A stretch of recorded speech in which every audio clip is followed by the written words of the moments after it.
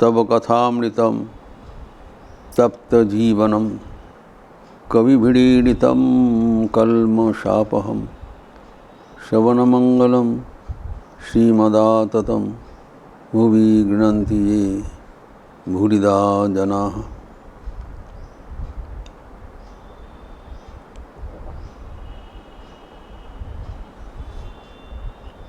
भगवान श्री रामकृष्ण महेंद्रलाल सरकार एवं अन्य गृही तथा त्यागी भक्तों के बीच बातचीत कर रहे हैं, जहाँ पर नरेंद्रनाथ जी से उच्च कोटि साधक भी विराजमान है एवं घनिष्ठ गृहस्थ भक्तों महेंद्रलाल सरकार आदि उपस्थित हैं। तो पहले श्री रामकृष्ण ने कहा सन्यासियों के लिए कठिन नियम सर्वतोभावेन कामिनी कांचन त्याग, स्त्रीलोक एवं संपद अर्थ से दूर रहना, और इतना तक नहीं, स्त्रीलोक का पट पर्यंत पट छवि पिक्चर भी नहीं दिखना चाहिए, क्योंकि उसमें याद आ जाते हैं। उदाहरण देके बताया, जैसे जो इमली के अचार, वो याद करने से ही जो जीवा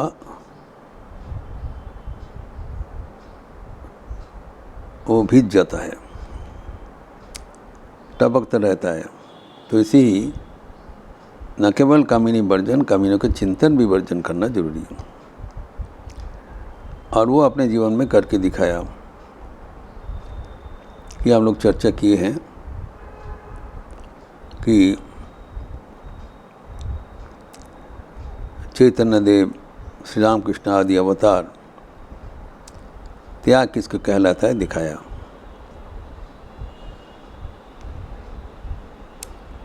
ये जो कहा गया है कि चिंतन से ही जीवों में पानी जाते हैं। अगर कुछ मिठाई हम ले लेते हैं, साथ साथ हमारा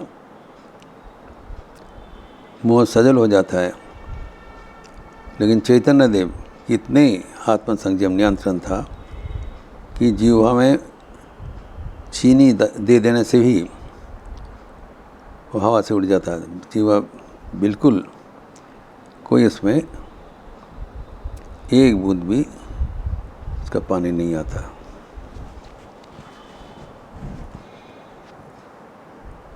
लेकिन श्री रामकृष्ण साथ साथ डॉक्टर सरकार को कह रहे हैं ये सब सन्यासियों के लिए प्रयोज्य है, तुम्हारे लिए नहीं। कारण कि डॉक्टर सरकार गृही भक्त है। ये आदर्श रूप से कहा गया है, जो संसार छोड़ के सन्यासी बनकर भगवान को प्राप्त करने के लिए आगे बढ़ेंगे, उनके लिए ये विधि नहीं है, निषेध है। लेकिन जो संसार में रहते हुए भगवान को प्राप्त करने चाहते हैं, वो भी एक मार्ग है। ठाकुर ये नहीं कह रहे हैं कि ईश्वर प्राप्ति के लिए संन्यास लेना ही पड़ेगा। जिसको जैसा रुचि, जिसको जैसा प्रस्तुति वो अनुसार करे। लेकिन जो संन्यास का मार्ग अवलंबन करेंगे तब उनके लिए अलग, आज जो गृहस्थों का भक्त है उन लोग के लिए अलग। तो गृहस्थों के लिए क्या नियम है अभी बता रहे हैं। तुम्हारे लिए उतना दूर नहीं, तुम लोग जितने तक हो सके स्त्रियों के साथ अनासक्त होकर रहो, यही है उपदेश।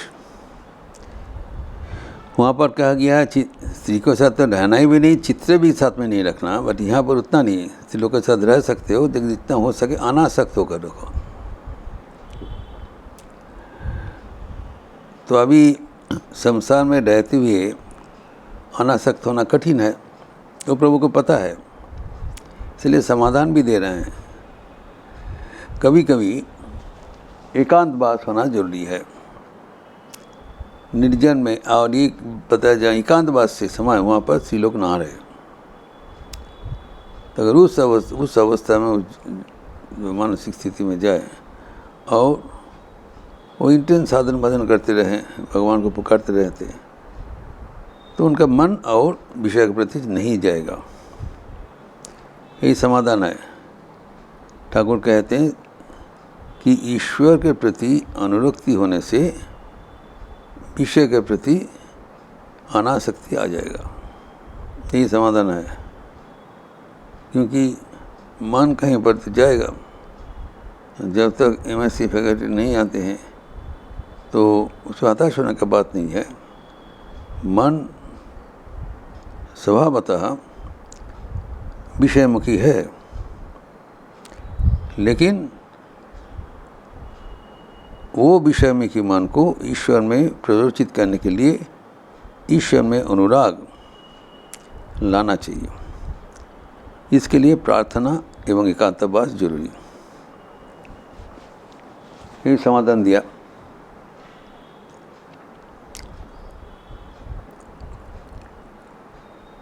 क्योंकि अगर मन विषय के प्रति आसक्त होकर रहे, तब उस मन से और ईश्वर को चिंतन होना संभव नहीं है। और संसार तो एक भोग भूमि है,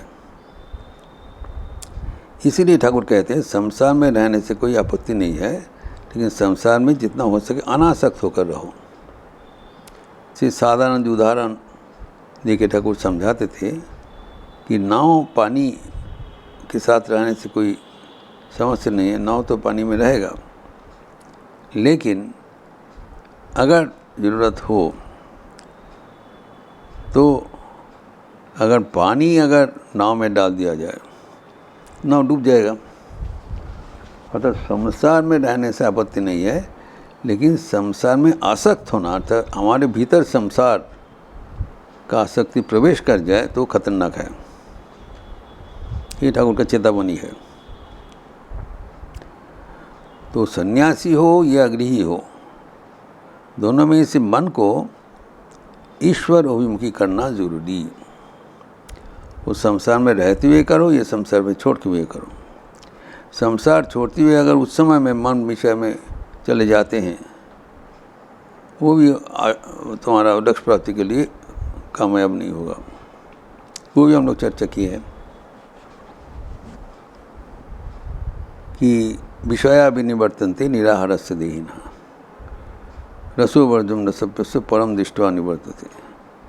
तो ये संसार में जो भोग सुख करने का आसक्ति, रस, ये सब उठाने के लिए जहाँ से भी आए वो आपको बस जब जाएंगे तब उसको हम ईश्वर के ओर प्ररोचित करना जरूरी।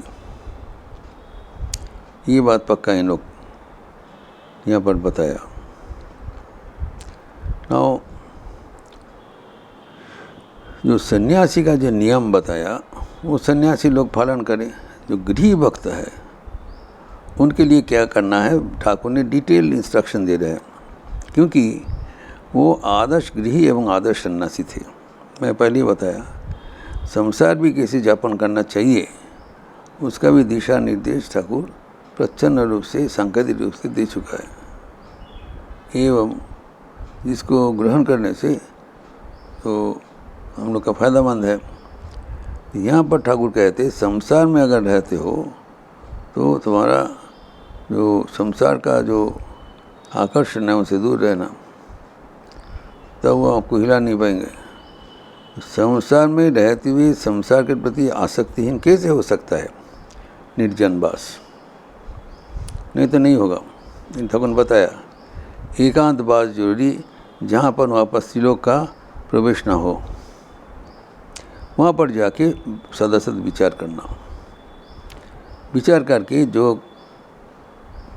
ग्रहणीय वस्तु है ग्रहण, वर्जनीय वस्तु है वर्जन, मानसिक रूप से। उसके बाद जो करना है आपको करना चाहिए। तो पहले तो करना चाहिए जो हमारे मन को भगवतमुखी करना चाहिए। तो हमारे हर प्रयास किया जा रहा है, लेकिन ये प्रयास में हम सफल नहीं हो सकते हैं, क्योंकि इसमें जो हमारे मन विषय के प्रति भी धावित हो जाता है। दोनों एक साथ तो मुश्किल है। तो विषय के प्रति धावित ना हो, उसके लिए बीच बीच में निर्जनवास का प्रिस्क्रिप्शन दिया हुआ है। आखिर मुद्दा ही है कि किसी उपाय से मन को भगवान के साथ जोड़कर रखना। यद्यपि निरंतर भगवान के साथ इस अवस्था में जोड़ना संभव नहीं हो रहा है, तब बीच बीच में, निरंतर नहीं होता, बीच बीच में आके तो करना चाहिए। तो हमारे बीच बीच में आके जो संगत त्याग, एकांतवास, तो संसार में ये भी ठाकुर ने बता दिया कि संसार में होने से संसार धर्म में पालन करना पड़ता है। उन्होंने बताया कि तुम्हारा जो 1-2 संतान संतति हो जाने के बाद तो तुम्हारा पत्नी के साथ कैसे आचरण रहेगा। तो विवाहित पत्नी है, ठाकुर एक अभिनव समाधान दे रहे हैं। 1 या 2 तुम्हारा संतान होने के बाद संसार में जो पुरुष और नारी जो विवाह सूत्र में आबद्ध है, पति पत्नी भाई बहन का जैसे रहे, क्योंकि उनका जो सांसारिक जो भोग सुख था वो समापन हो गया। अभी they live like husband and not husband and wife, as brother and sister. तो एटीट्यूड बदल जाता है। और इसके साथ साथ भी बताया कि भगवान के चरणों में प्रार्थना करना चाहिए ताकि और हमारा परिवार को बर्धन ना हो। ये प्रार्थना करना चाहिए, एक तुरी छेले पड़े मुझे 8 संतान ना है, प्रार्थना करने से वो बना देगा।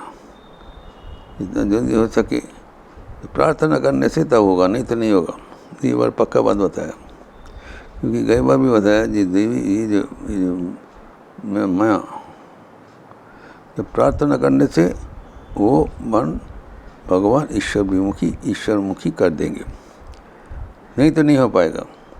प्रार्थना करना चाहिए ताकि हम और हमारा लड़का पैदा करने का इच्छा ना हो। ये भी प्रार्थना के बोला है, ताकि हमारा परिवार सीमित रहे, ताकि बाकी समय आपको भजन करने में दे सके। अगर परिवार का संख्या वर्धन होते जाए तो उनके लिए हमें समय देना पड़ेगा। तो हमारे जो सांसारिक कर्तव्य है, 1-2 संतान के बाद उसे मन हटाकर स्त्री के साथ धर्म प्रसंग करना, ये हमारा परंपरा है, उसको रिस्टोर करना पड़ेगा। तो भगवान श्री रामकृष्ण भक्तगण के लिए एक प्रैक्टिकल तो ये सजेशन दिया है, ताकि यद्यपि आप लोग के लिए कठिन त्याग का कोई ज़रूरत नहीं है, तथापि ये जो हमारा रिपोर्ट है, तथापि हम ईश्वर के साथ जुड़े रहना जरूरी है, हम जहाँ भी हो। इस प्रसंग और भी आगे बढ़ाते हुए हम लोग अगले दिन चर्चा करेंगे। ओम शांति शांति शांति। हरि ओम तत्सत्। श्री रामकृष्णार्पणमस्तु। ये जो पावन प्रसंग श्री रामकृष्ण कर रहे हैं, ये जो गृही भक्त है, सन्यासी भक्त है, दोनों के लिए ठाकुर की जो वाणी उपलब्ध है। यहाँ से शुरू करो, ऐसे नहीं। ठाकुर का कहना है कि निरंतर भगवान को पुकारते रहो और प्रार्थना करते रहो, तुम्हारे जो कुछ ज़रूरत है तो करवा लेंगे, जो अनावश्यक है वो करने की ज़रूरत नहीं, ऐसी है। तो इस प्रसंग और भी हम लोग आगे विस्तार करेंगे। आप लोग अच्छे रहिए, स्वस्थ रहिए, आनंद में रहिए। नमस्कार।